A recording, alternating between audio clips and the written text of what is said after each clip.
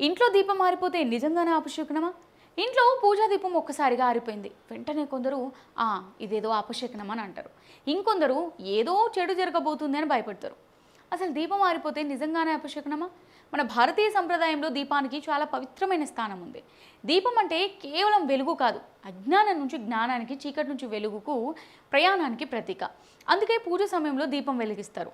కానీ దీపం ఆరిపోవడానికి చాలా సహజమైన కారణాలు ఉండవచ్చు. గాలి తగలడం కానీ, నూనె లేదా నెయ్యి తగ్గిపోవడము, వత్తి సరిగ్గా లేకపోవడం, ఇలాంటి కారణాలతోనే దీపం ఆరిపోవచ్చు. కాబట్టి దీపం ఆరిపోయిందని అపశకునంగా భావించి భయపడాల్సిన అవసరం లేదు. అయితే మన ధర్మం చెప్పే సందేశం మాత్రం అందంగా ఉంది. దీపం ఆరిపోయినప్పుడు భయపడటం కాదు, మళ్ళీ వెలిగించాలి. అదే మన జీవితానికి కూడా వర్తిస్తుంది. మన జీవితంలో ఆశ అనే దీపం కొన్నిసార్లు ఆరిపోయినట్టుగా అనిపించవచ్చు. కష్టాలు రావచ్చు, ఓటములు ఎదురవ్వచ్చు, మనసు నిరాశ చెందవచ్చు. కానీ ఒక్కసారి ఆరిపోయిందని వెలుగును వదిలేయకూడదు, మళ్ళీ ధైర్యాన్ని వెలిగించాలి. అందుకే పూజా దీపం ఆరిపోతే శాంతిగా వత్తిని సరిచేసి మళ్ళీ వెలిగించండి. మనసులో కూడా ఒక మాట అనుకోండి, నా జీవితంలో ఎలాంటి చీకటి వచ్చినా నా విశ్వాసం అనే దీపం ఎప్పటికీ ఆరిపోకూడదు. దీపజ్యోతి పరబ్రహ్మ, దీపజ్యోతి జనార్దన.